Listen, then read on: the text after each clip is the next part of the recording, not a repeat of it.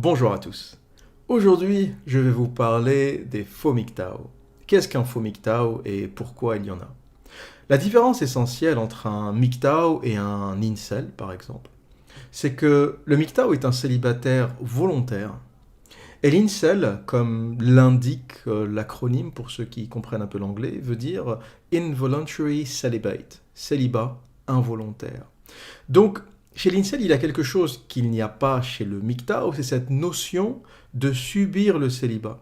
Le MGTOW est un célibataire volontaire dans le sens où il a choisi son célibat. C'est quelqu'un qui a le choix, c'est quelqu'un qui pourrait ne pas être célibataire et vivre avec quelqu'un. Et il y en a d'ailleurs qui le font, il y a plusieurs niveaux de MGTOW et il y en a qui ont des rapports à long terme sans se marier, d'autres qui ne veulent même pas des rapports à long terme mais qui choisissent uniquement des rapports à court terme ou des coups d'un soir. Et il y a donc plusieurs niveaux. Mais le dénominateur commun entre les MGTOW, c'est que ce n'est pas des gens qui sont tombés dans le célibat parce qu'il y a misère sexuelle, parce qu'il y a incapacité ou impossibilité à rencontrer des autres, parce qu'on a de l'anxiété sociale.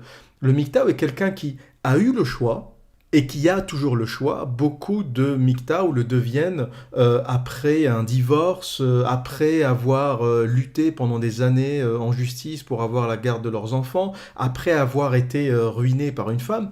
Donc, c'est des hommes qui ont connu et qui ont vécu avec les femmes, qui les ont fréquentées, qui les ont aimées, et qui sont arrivés à la conclusion que le jeu n'en valait pas la chandelle. Parce qu'aujourd'hui, on peut vraiment se poser la question: quel est l'intérêt pour un homme de s'associer avec une femme? Dans un monde où les femmes veulent devenir l'égale de l'homme, dans un monde où les femmes veulent travailler, les femmes veulent accéder à toutes les choses auxquelles accède un homme et veulent faire toutes les choses que font les hommes. Quel est l'intérêt pour un homme qui est masculin, un homme qui fait déjà ses tâches, de s'associer à une femme? C'est-à-dire que lorsque il y a 100 ans ou 150 ans, ou il y a ne serait-ce que 60 ans, on s'associe à une femme, ou lorsqu'un homme s'associait à une femme, il recherchait la complémentarité. C'était lui qui travaillait à l'extérieur et qui gagnait suffisamment d'argent pour nourrir sa famille. Et la femme, c'était la nourricière qui s'occupait de la maison, qui s'occupait de son intérieur, qui faisait la cuisine, qui faisait que la maison sentait bon. Et donc un homme qui travaille en extérieur toute la journée et qui rentre chez lui voit et comprend le bénéfice de cette femme, en plus de la procréation, des enfants, du projet commun. Aujourd'hui, quand tu t'associes à une femme qui ne veut plus faire la cuisine ou qui ne sait plus faire la cuisine, les occidentales sont une catastrophe. Enfin, moi, ce que j'ai vu en vivant à Londres, on va dire que américaines, australiennes et anglaises, on peut ajouter les irlandaises, sont les pires lorsqu'il s'agit de cuisiner, de tenir un intérieur. Moi, j'ai vu des intérieurs de femmes hallucinants. Alors, quand je dis intérieur, je parle d'habitat. Hein. N'allez pas dans les dérives sexuelles tout de suite. On va y arriver, mais c'est un peu trop tôt dans la vidéo. Et souvent, j'ai toujours découvert en rentrant un soir un peu bourré avec une gonzesse que j'avais alpaguée dans l'une des soirées que je faisais. Je sortais 3 fois par semaine. Hein. Quand je suis arrivé à Londres, j'étais un vrai chasseur. C'est incroyable. En soirée, j'étais un MiG 31. Il y a rien que je ratais. Je sortais jeudi, vendredi, samedi. Et forcément, la drague, c'est un numbers game, c'est un jeu de nombres. Et quand tu parles à 20, 25 gonzesses, forcément, tu finis par en choper une. C'est pas plus compliqué que ça. Si tu sais un peu parler, si tu présentes bien, si tu te débrouilles plutôt bien, si t'es pas un weirdo, comme on dit en anglais, si t'es pas un mec bizarre, un peu qui a de l'anxiété sociale ou qui... Il y a des mecs comme ça, tu vois, tu le vois en soirée, debout, en train de boire sa bière, tu sens qu'il est chelou. Si tu fais pas partie de ces mecs-là, normalement, si t'es pas trop con, t'arrives toujours à choper. Et en rentrant avec ces femmes, j'ai toujours été surpris par l'état de leurs intérieurs. C'est toujours systématiquement mal rangé et dégueulasse. Les boîtes de KFC sur la table, il y en avait une qui avait un kebab de la veille qui traînait encore sur sa table. C'est toujours... ce type, la working girl névrosée, ne sait plus ranger un intérieur, ne sait plus cuisiner. Et en voyant ça, je me suis dit, mais à quoi bon? Comment tu peux vivre avec des meufs pareilles? Alors, faut dire que j'ai tapé dans l'extrême. Hein. Bon, j'ai pas le choix. Je vis en Angleterre. Qu'est-ce que tu veux que je rencontre? C'est de la canadienne, de l'américaine. Bon, il y a des indiennes, des pakistanaises, mais c'est pas mon type. Ça me branche pas trop. On va dire que ça ne m'attire pas. Donc forcément, il me reste que ça, nord-américaine et européenne. Et je dois dire qu'on n'est pas gâté. Et tu te dis, quand t'es un mec, ben t'as quoi en retour? Quand tu travailles, tu offres le standard, tu offres la sécurité, surtout si t'es un mec qui réussit bien dans la vie, tu te dis, ben voilà, moi je donne tout ça à cette meuf, en plus d'une descendance, et elle me donne quoi en retour? Et en général, il n'y a rien. Et ce qui me sidère, c'est les femmes qui disent se concentrer sur leur carrière. Ah oui, mais j'ai décidé de me concentrer sur ma carrière, je veux pas avoir d'enfant tout de suite, ah oui, c'est trop tôt. Et cette notion de carrière même est faussée. Moi, je dis souvent aux meufs, mais t'as pas de carrière, t'as un job. T'as un job. La carrière, il y a peut-être que 5% des personnes sur Terre qui ont une carrière. La plupart des gens ont des jobs. Vous allez me dire, mais c'est quoi la différence? Bien, le job, c'est un truc que tu fais, c'est comme enseignante. Tu vois, t'as un job, t'as un salaire aujourd'hui, tu auras pratiquement le même dans 20 ans. Une carrière, je vais te donner un exemple de carrière. Il y a un mec que je connaissais avec qui j'ai travaillé sur des chantiers pas mal de temps, au début, il y a quelques années, et qui dirigeait une boîte de BTP qui s'était spécialisée dans la rénovation de bureaux. Je vais vous dire comment ce mec a commencé. Ce mec a commencé, on dit de lui, he was running the floors. Running the floors en construction, hein, running, courir, floor, étage. Quand tu cours les étages, c'est quand tu commences en BTP, que tu n'as aucune expérience, que tu n'as pas de diplôme, que tu n'es pas allé à l'école. Eh bien, c'est un boulot où on te charge de vérifier un peu la sécurité du chantier. Donc, tu cours dans les étages et tu vérifies que personne ne fume, que personne ne dégrade, que personne n'est en train de voler du cuivre. Tu vérifies que le chantier est bien vidé à 18h et qu'il n'y a personne qui traîne, que personne n'utilise du feu ou ne fait des travaux feu passé 17h parce que le chantier ferme à 18h. C'est quelqu'un qui n'a pas beaucoup de qualifications mais qui est assez bon pour surveiller. Et ce mec-là, qui est assez connu, je ne donnerai pas son nom, a commencé à observer, donc il a vu les boîtes de placo, il a vu les plombiers, il a vu les artisans sur chantier, et il s'est dit, mais moi aussi je peux faire ça, il n'y a rien d'incroyable là-dedans. Donc il a monté une petite boîte de placo, une petite boîte qui fait des cloisons placo, et au fur et à mesure, il a commencé à embaucher des plombiers, des menuisiers, des décorateurs, des peintres, et il a commencé à faire grossir sa petite entreprise. Et au bout de quelques années, le truc, c'est devenu une grosse boîte de rénovation qui répondait à des appels d'offres de plusieurs millions de livres sterling. Et au moment où je l'ai rencontré, sa boîte était en train de se faire racheter par l'une des plus grosses boîtes de BTP au Royaume-Uni. C'est l'équivalent de Vinci ou de Bouygues, ici. Encore une fois, je ne donnerai pas le nom pour éviter que certains d'entre vous aillent chercher un peu plus dans les détails. Et de toute façon, c'est pas le sujet. Et ce mec-là donc a vendu ses parts, ou a vendu une partie des parts, il a vendu 49% de ses parts pour plusieurs millions, c'est un montant entre 2,5 millions et 3 millions. Et donc ce groupe qu'il a racheté, avec le leverage, avec la force et la capacité de ce grand groupe qu'il a racheté, a fait qu'il a pu participer à des appels d'offres encore plus gros, parce qu'il avait une trésorerie pratiquement illimitée, et qu'il avait derrière l'équivalent de Vinci ou de Bouygues, qui était capable de le renflouer si les choses allaient mal. Donc au niveau des assurances et au niveau du risque qu'il pouvait prendre, il a pu prendre des chantiers beaucoup plus gros. Donc ça, c'est ce que j'appelle une carrière. Un mec qui a jamais mis les pieds à l'université, qui a commencé avec un petit salaire à courir dans les étages, à vérifier que personne ne fume, a fini à la tête d'une des plus grosses boîtes de rénovation à Londres. Ça, c'est une carrière. La greluche qui me raconte, moi, je veux pas fonder de famille, moi, je veux pas faire la cuisine, moi, je ne veux pas m'occuper de mon intérieur, je bouffe du KFC, du McDonald's, mon intérieur est dégueulasse, ma chambre est dégueulasse, parce que je me concentre sur ma carrière. T'as pas de carrière, t'as un job. Comme la plupart des gens, tu as un job. Si tu faisais un sacrifice pareil, ne pas pouvoir ranger, être tout le temps busy, occupé, comme on dit, et tu te dis, tu as une vraie carrière et tu finis l'année avec 2-3 millions de bénéfices, là, je vais dire, tu as une petite excuse. Tu as un intérieur dégueulasse, tu as ton kebab et ton KFC qui traînent sur ton lit, tu bouffes de la merde, mais chapeau, tu as réussi à faire 3 millions dans l'année. Bon, tu vois, ça, respect, chapeau bas. Mais tu as un job que tu vas faire encore pour les 30 prochaines années de ta vie, et tu sacrifies tout ça pour un petit job, tu sacrifies ta vie de femme pour un job. Et toutes les femmes ont des petits jobs, il faut arrêter de se voiler la face. La femme, c'est de la secrétaire, c'est de l'enseignante. J'espère que, enfin ceux qui m'écoutent, ont compris que ce sont les hommes qui font tourner le monde. Hein. Mets les pieds dans une centrale nucléaire, mets les pieds dans une centrale électrique, mets les pieds sur un chantier, mets les pieds dans une salle de serveur, dans une usine. Tu verras que c'est les bonhommes qui travaillent et qui construisent le monde. Si toutes les femmes s'arrêtaient de travailler, bon, les écoles fermeraient, il y aurait des petits problèmes chez les fonctionnaires parce que 65% des femmes sont des fonctionnaires, il n'y a que de la gonzesse maintenant dans le service public. Il y aurait des petits problèmes. Mais si les hommes s'arrêtaient de travailler, je peux te dire qu'une centrale nucléaire qui s'arrête de travailler ou qui s'arrête de tourner, là tout de suite tu vas sentir la différence. Donc le MGTOW, c'est quelqu'un qui a pesé le pour et le contre et qui s'est dit aujourd'hui, si je raisonne de façon rationnelle, et très peu d'hommes sont rationnels, et j'ai la chance d'avoir toujours été rationnel, très peu d'hommes font cette analyse. Moi, je la fais. Je vais me dire, par exemple, quand tu vas acheter une maison, si quelqu'un te dit, tu as une chance sur deux pour que cette maison brûle, jamais tu mets un billet sur la maison. T'es complètement taré. Enfin, aucune banque ne te prêtera, personne ne te suivra, et si tu le fais, t'es complètement fou.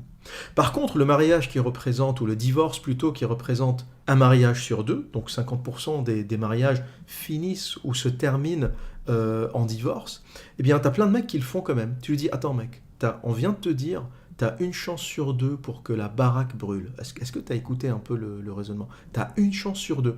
Et les mecs, ils y vont. Vas-y que j'achète l'alliance et on fait la fête, on amuse tout le monde, on amuse la galerie. Et c'est pas grave, ça ne m'arrivera pas à moi, ça n'arrive qu'aux autres parce que moi, j'ai choisi la meilleure, la plus belle, la plus virtueuse et mon cul sur la commode. Mais la plupart des hommes ne font pas ce calcul. Ils pensent vraiment que ça ne leur arrivera jamais à eux. Ils pensent que ça n'arrive qu'aux autres. Or, statistiquement, une chance sur deux, si tu as 10 potes autour de toi qui sont mariés, tu vas en récupérer 5 complètement divorcés au bout de leur vie dans quelques années. Tu vois, moyenne de divorce chez les hommes, ça doit être à 43 ans. Et la femme, ça, au départ, elle le sait. La femme, au départ, elle sait que quelque part, elle va te larguer ou elle va divorcer. C'est ça que la plupart des hommes ne savent pas et ne comprennent pas. Pourquoi? Parce que les femmes se marient rarement avec leur meilleure option. Elles ont connu des hommes alpha, des hommes supérieurs, des hommes dominants, tu sais, les hommes qui leur tirent les cheveux et qui leur claquent les fesses. Et elles n'ont pas pu rester avec ces hommes-là parce qu'en général, ces hommes-là ont le choix, c'est le 20% du sommet de la pyramide. Et pourquoi rester avec une femme quand tu as le choix entre le 80% des femmes disponibles qui ne font que te regarder? Donc ces hommes-là se marient rarement. Et quand ils se marient, ils prennent la meilleure et ils la prennent très jeune. C'est qui récupère les femmes en fin de cycle, à 32 ans, à 33 ans? Eh bien, malheureusement, c'est l'homme du quotidien, c'est l'homme bêta, l'homme qui galère un peu à trouver des femmes, l'homme qui n'a pas le choix. Et donc, il a envie de se marier, il a envie de se poser, puis là, il a la nénette qui vient de finir son carrousel de la bite, elle a fini de jouer, elle a fini de jouer avec la terre entière, et elle se dit, bon ben, maintenant, il est temps que je me pose. Et là, à côté, t'as le petit manager gentil, il est là, il gagne bien sa vie, il a pris un crédit pour la maison, et elle va se dire, bon ben, tant qu'à faire, il est là, on va le prendre, on fera 2 gamins, puis je le largue à 40 ans et je refais ma vie. C'est un peu le calcul que font les femmes, c'est le calcul que font toutes les femmes, et les hommes ne le savent pas. Pourquoi? Parce qu'au moment où elle t'a épousé, elle te détestait déjà. Pourquoi? Encore une fois, parce que l'homme qu'elle voulait, les hommes supérieurs, les hommes en haut de la pyramide, ceux qui leur font la misère, eh bien, ceux-là ne veulent pas d'elle. Les hommes dominants dont raffolent les femmes ne veulent pas d'elle parce qu'ils ont tous les choix possibles. Et les hommes dominants qui se marient, ils se marient en général avec les femmes qui les ont connues lorsqu'ils étaient jeunes, lorsqu'ils étaient dans la galère, lorsqu'ils n'étaient pas encore devenus les hommes qu'ils sont aujourd'hui. Et vous regarderez Melinda Gates, les femmes qui sont auprès des géants de la tech, c'est des femmes qui étaient avec eux déjà au départ, lorsqu'ils étaient fauchés, lorsqu'ils n'étaient rien, ils se sont rencontrés à l'université, etc. Et ces femmes-là, elles sont prises très rapidement. Ce qui reste sur le circuit jusqu'à 32, 33, 40 ans, c'est de la gonzesse qui s'est dit j'ai le temps, j'ai le temps, j'ai le temps. C'est de la gonzesse qui s'est donnée à peu près à la terre entière. Et c'est de la gonzesse qui, malheureusement, ou n'est pas assez belle, ou n'est pas assez intéressante pour que les hommes au sommet de la pyramide la gardent. Hein, les meilleures femmes, les plus belles sont prises en général, celles qui traînent jusqu'à tard. Il y a toujours un problème. Hein. Moi, je dis éviter ces femmes-là parce que à un moment, il y a un truc qui ne marche pas. Une fille belle, avenante, intelligente, aimante, qui sait tenir un foyer, une fille traditionnelle, ça ne reste pas seul. T'as un mec qui s'en occupe avant 25 ans. Des meufs comme ça traîne pas dans la rue. Les meufs qui traînent encore après cet âge-là, c'est justement les filles qui ne sont pas assez bien pour avoir trouvé ce type d'homme. Donc c'est un peu ça que l'homme bêta, l'homme du quotidien n'a pas compris, c'est que t'es perdant au départ. Déjà, t'es perdant parce que t'as aucun respect pour toi-même. Pourquoi t'épouses des gonzesses de 32, 33, 40 ans? Pourquoi t'épouses des gonzesses de cet âge-là? Tu te demandes pas, mais pourquoi elle s'est pas donnée plus jeune? Elle faisait quoi plus jeune? Elle faisait des études. Elle a fait quoi? Elles ont toutes fait des doctorats. Faut arrêter de déconner. Et si t'étais un mec qui se respectait, ben tu te dirais, ben non, ma condition c'est ou elle se donne à moi dans sa jeunesse, quand elle est belle et fraîche, à 23, 24 ans, et là je profite de sa jeunesse et de sa beauté, ou j'en veux pas. Mais la greluche qui atterrit chez toi à 33 ans et qui te demande de l'épouser, on est où là? Sérieux, on est où? C'est pas les soldes de toute l'année, il faut arrêter de déconner à un moment. Donc le MGTOW, c'est quelqu'un qui a compris ça et qui se dit, ben le deal pourri, j'en veux plus. Ce deal pourri du mariage, ce deal pourri avec la femme névrosée, je n'en veux pas. C'est des hommes qui n'ont pas de haine, c'est des hommes qui ne détestent pas les femmes. Moi-même, je n'ai aucun problème dans ma vie quotidienne avec les femmes, je continue à en fréquenter, je continue à avoir une vie sexuelle, je n'ai pas de problème en général. C'est juste que je refuse l'engagement à long terme parce que c'est un investissement pourri. Quand je le raisonne avec un esprit rationnel, que je pèse le pour et le contre, c'est un deal pourri. Et donc tous ceux qui apparentent les MGTOW aux incels n'ont absolument rien compris parce qu'ils comparent deux choses complètement différentes. Le MGTOW, c'est un célibataire volontaire qui a connu la femme, qui l'a aimée, qui l'a fréquentée et qui n'en veut plus. L'incel est un célibataire involontaire qui subit la misère sexuelle, qui est triste, qui n'y arrive pas, qui rêverait d'aimer, de rencontrer des femmes, mais voilà, il n'y arrive pas, ou parce qu'il a de l'anxiété sociale, ou parce qu'il a des problèmes physiques, ou parce qu'il y a un truc qui cloche. Et ils n'y arrivent pas. Et donc, malheureusement pour eux, c'est des gens qui souffrent, hein, c'est des gens qui souffrent profondément, qui n'ont pas la bonne solution parce qu'ils se tournent vers la violence, c'est là où c'est dramatique.